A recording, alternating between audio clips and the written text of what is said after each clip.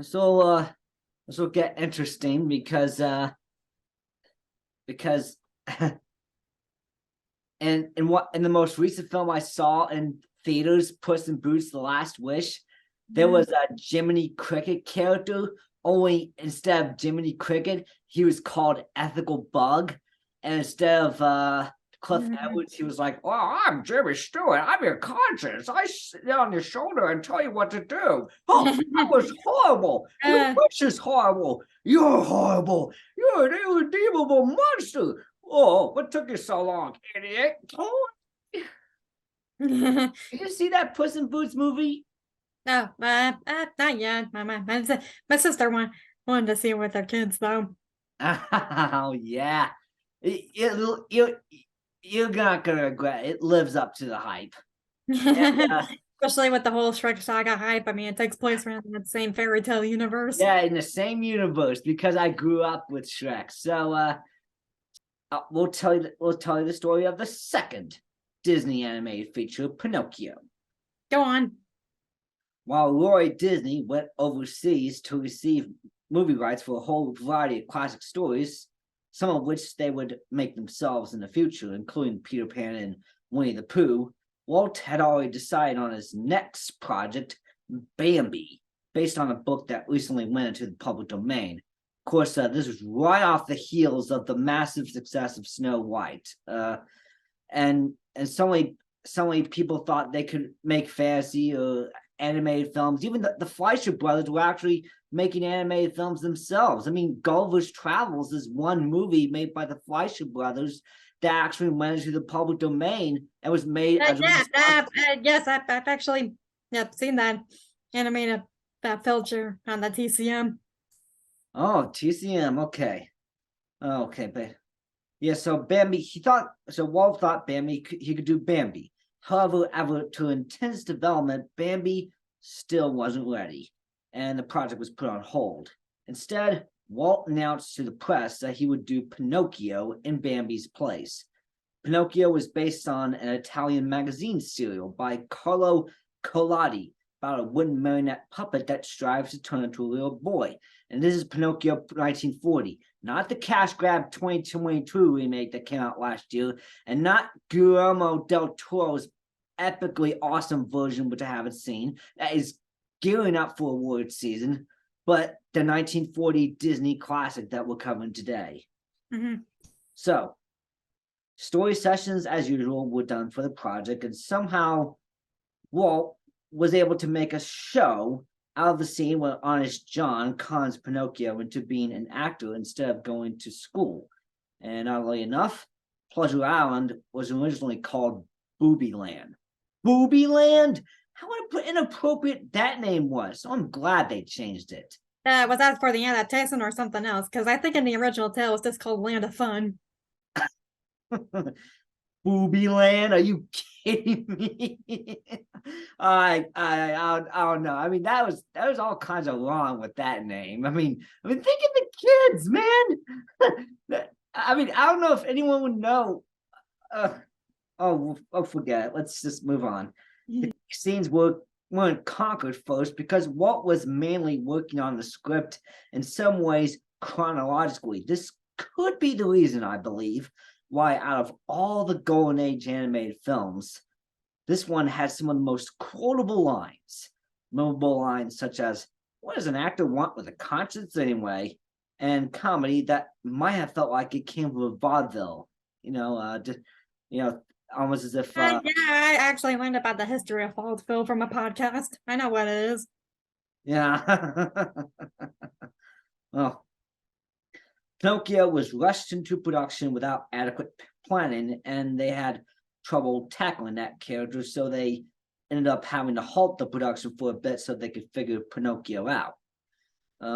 They wanted the audience to like him and sympathize with his quest to be a real boy rather than be repulsed by seeing that a bad or naughty boy or puppet that was so rotten to the core was the character you're supposed to be rooting for.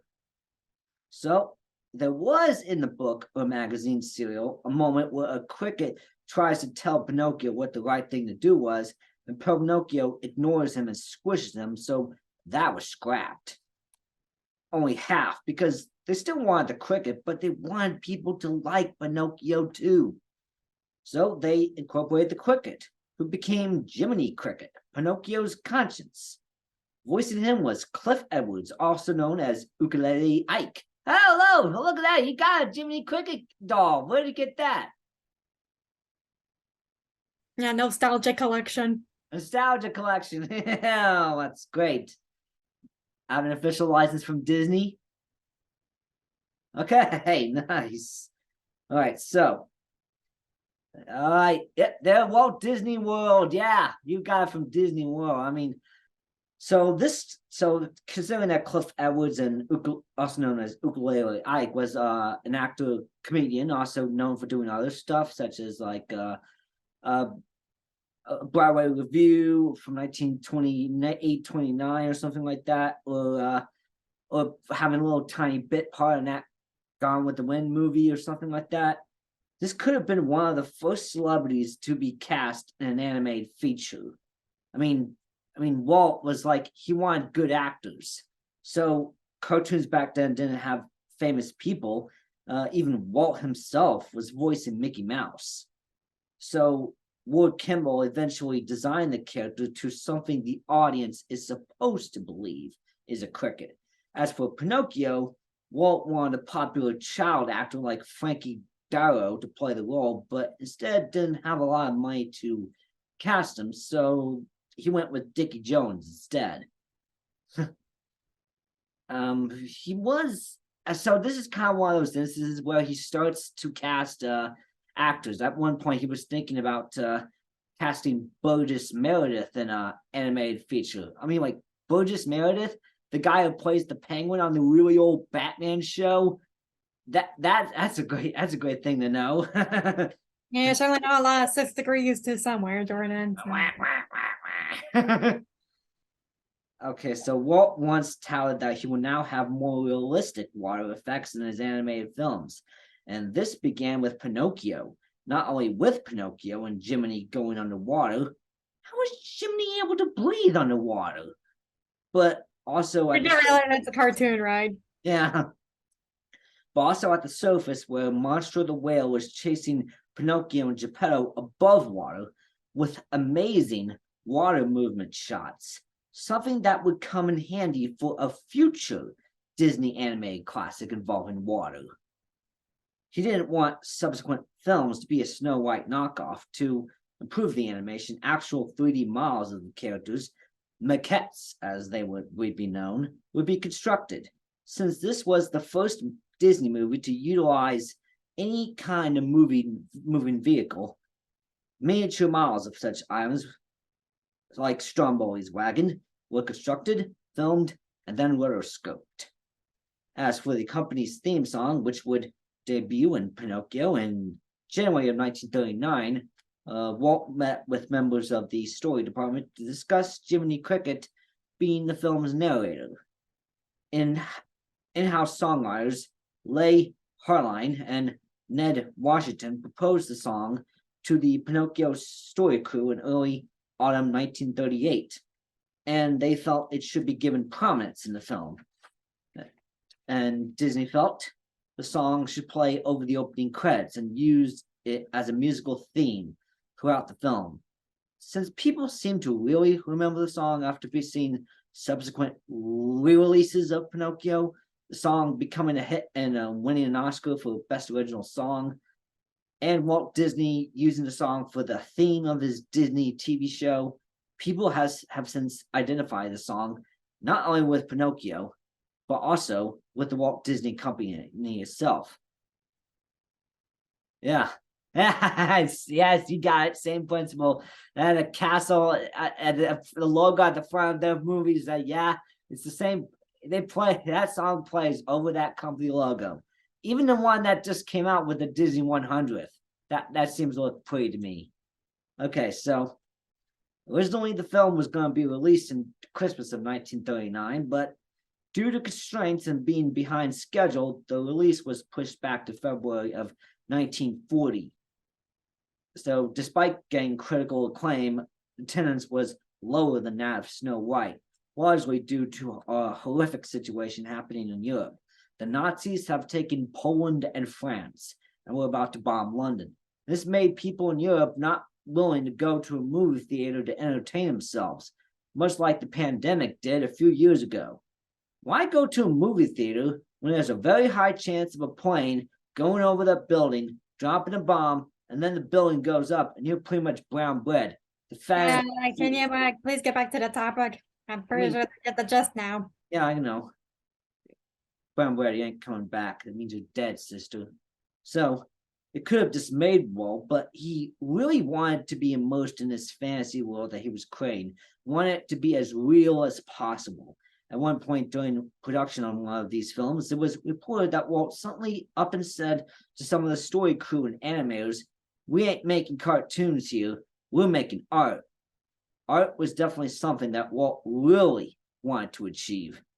And now he was about to undergo a passion project that he felt would really take animation to the next level of significance and realism. So how do you personally feel about that vintage Pinocchio? Vintage Pinocchio, oh man, it is great, man. It is great. It's great lines, great I mean, just memorable moments, and I mean,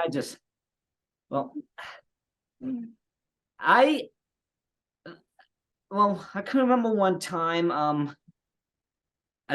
when I was just a little kid, that I talked with my grandmother about just wanting to have fun all the time or something like that, and she ended up telling me about the Pleasure Island thing, and and the whole stories the idea of the boys turning into donkeys, just to say, yeah, this was a bad idea to begin with. So that as almost as like, yeah, it's as if you're trying to, even though no such place exists, that's is a way to teach these people, you can't like be bad for the heck of it. It's like, it's all part of his quest just to become a real boy, to actually become genuine and such. And it's such an uphill battle. I mean,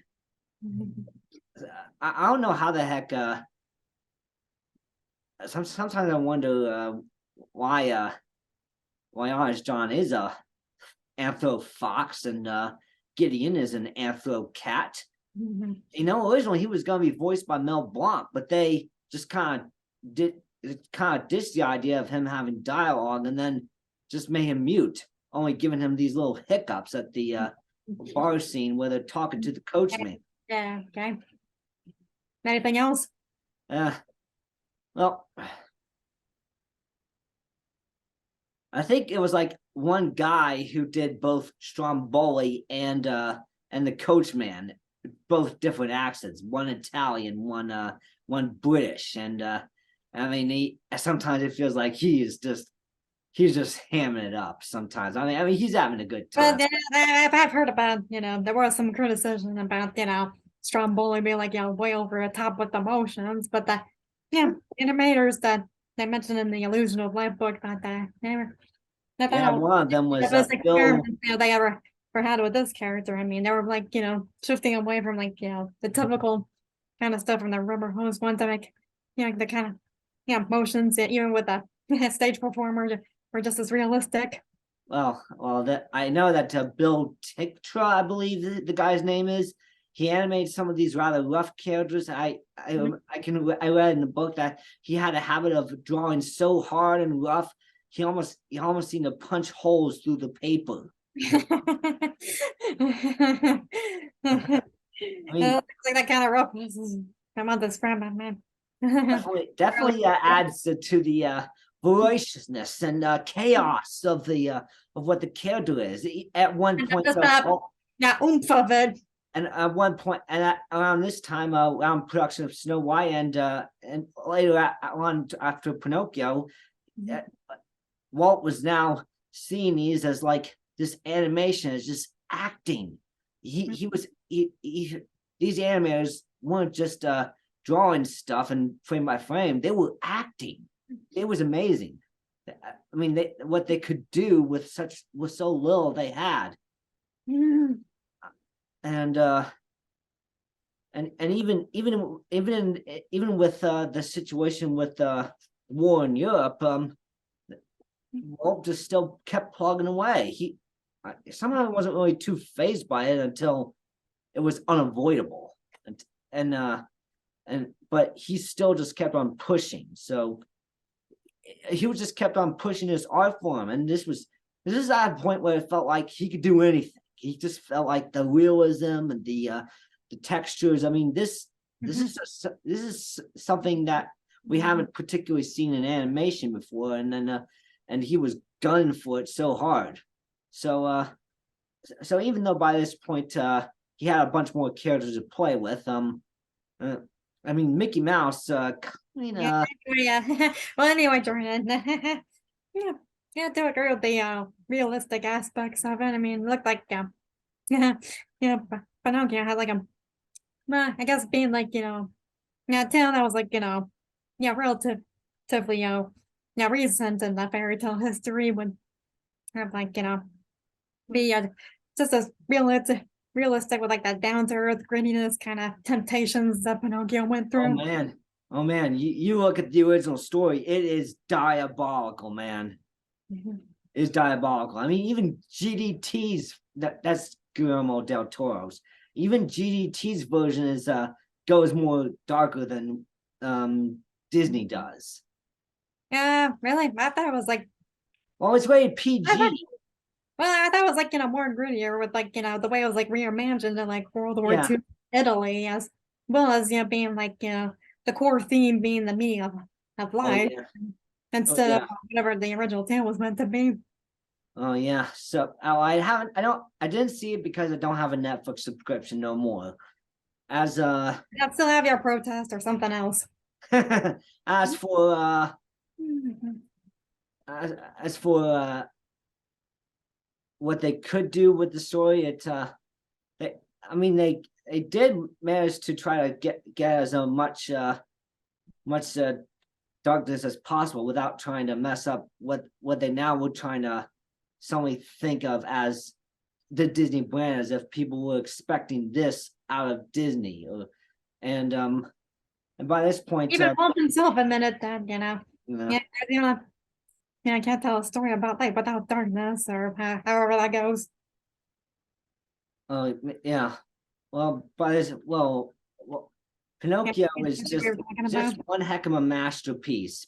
I mean, years since Pinocchio was released, it's become a masterpiece, and it was the first of the great Disney classics to be released on VHS in 1985.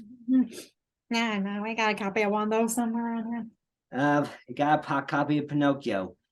Was it the 1985 VHS or the 1992, 1993 VHS, or was it? Yeah, probably approximately 93. 93, okay.